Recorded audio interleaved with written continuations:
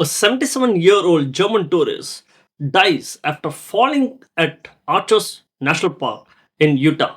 A 77-year-old man. Let's get into the story. The news this week brought a really somber story out of Arches National Park. Yeah, I saw that. A 77-year-old German tourist, Rudolf Peters, he tragically fell to his death. It was on the Windows Loop Trail. Hmm.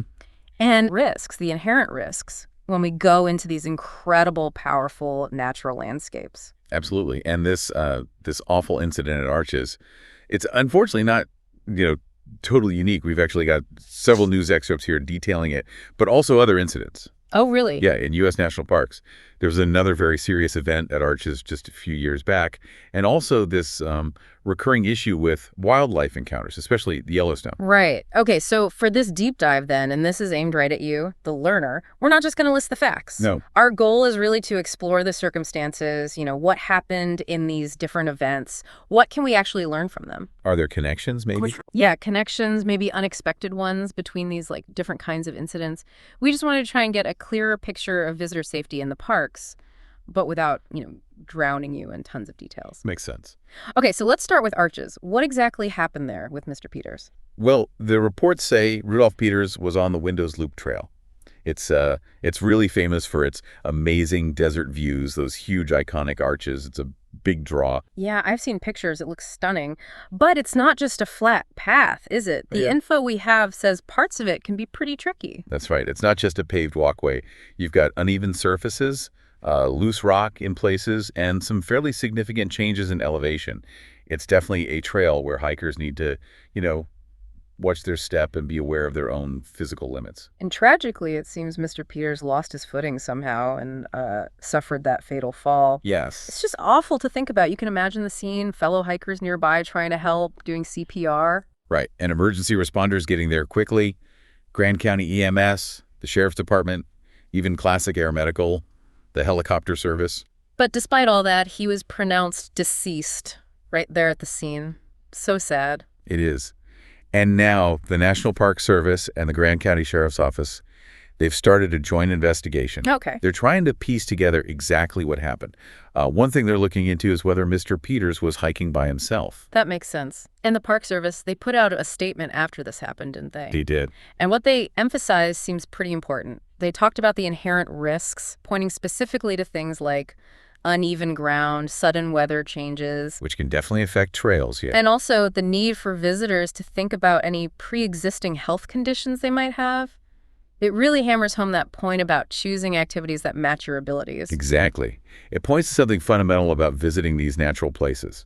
We go there for enjoyment, for awe, but they are inherently wild. There are hazards, and they're not always obvious. And like we said, these news pieces suggest this Arches fall, while tragic, isn't entirely out of the blue. There's kind of a broader pattern of accidents in national parks. Which brings us to that other incident you mentioned at Arches. This was back in 2020, right? The death of Esther Nakajigo. Totally different circumstances, though. Completely different. Not a hiking accident at all. This was just a terrible, really unusual event. What happened? Esther Nakajigo, she was a young philanthropist from Uganda, only 25. She was killed when a metal gate, apparently it was unsecured, maybe broken loose by strong winds, swung right into the vehicle she was in. Oh, my God. A gate? Yeah, a heavy metal gate.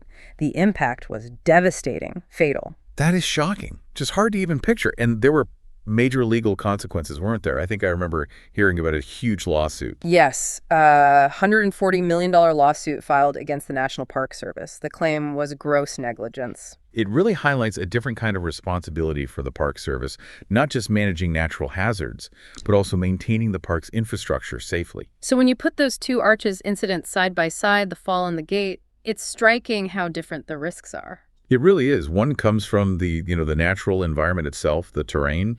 The other comes from a failure, allegedly, in man-made infrastructure. But both had tragic outcomes.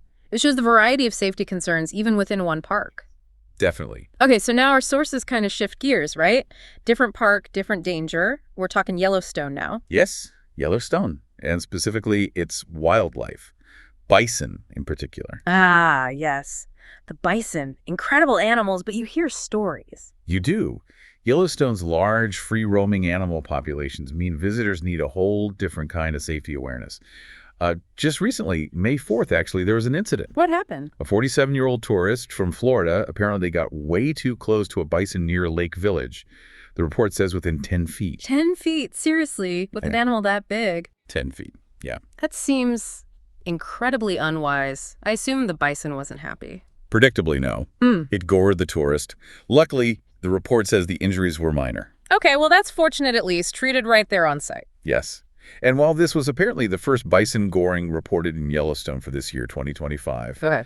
the news excerpt gives this sobering list of past incidents. It makes it pretty clear that people getting too close isn't, a one-off thing. And the potential for serious harm is definitely real. Yeah, the list is concerning. Let's see. 2024, an 83-year-old woman actually lifted off the ground by a bison. Near Storm Point Trail. In 2023, a 47-year-old woman with serious internal injuries after being gored. Yes. And then 2022, that was the really tragic one. A 25-year-old woman was killed, gored, and thrown 10 feet. That 2022 fatality is just a horrific reminder of the power these animals have and how fast things can go wrong if you don't respect their space. And interestingly, that same year, 2022, there was also that other case where a bison attacked a man, but he was apparently trying to save a child. Right, I remember hearing about that. Different situation, but still reinforces the point. They're wild animals. They react if they feel threatened or crowded. Exactly. They're not pets. They're not tame. And the National Park Service, they're constantly warning people about this, aren't they? What's their official guidance? They're very clear. They consistently say, stay at least 25 yards away from large animals like bison and elk. 25 yards, that's what? Like half a football field almost. Or 2 school buses, maybe. Something like that, yeah. It's a significant distance. It seems pretty straightforward as safety advice goes. But these repeated incidents show it's advice that people, unfortunately, ignore pretty often, sometimes with really severe results. Why do you think that happens? Why get so close? Well, it's probably a mix of things. Some studies suggest people might underestimate just how fast or agile these big animals can be. There could also be that thing, optimism bias, like, oh, it won't happen to me. Right, the rules are for other people idea. Kind of. Yeah. And then, of course, there's the huge desire for that perfect photo, that really close-up, memorable encounter. Sometimes that just overrides common sense, I think. Yeah, the Instagram effect, maybe. That makes sense. Okay, so let's try and pull these threads together. We've looked at different parks, different incidents. Yeah. We've got the inherent risks of the natural terrain, like the fall at Arches. We've got the risks from wildlife encounters, like the bison gorings at Yellowstone. And we also have the potential dangers from park infrastructure failing, like that tragic gate incident also at Arches. And across all these different types of events, there's a common theme that keeps coming up, isn't there? Which is? It's the critical importance of, well, several things. Visitor preparation, having genuine respect for the environment and the wildlife, and actually following the safety rules and guidelines that are posted. Yeah. The Park Service puts a lot of effort into providing that info. They really do.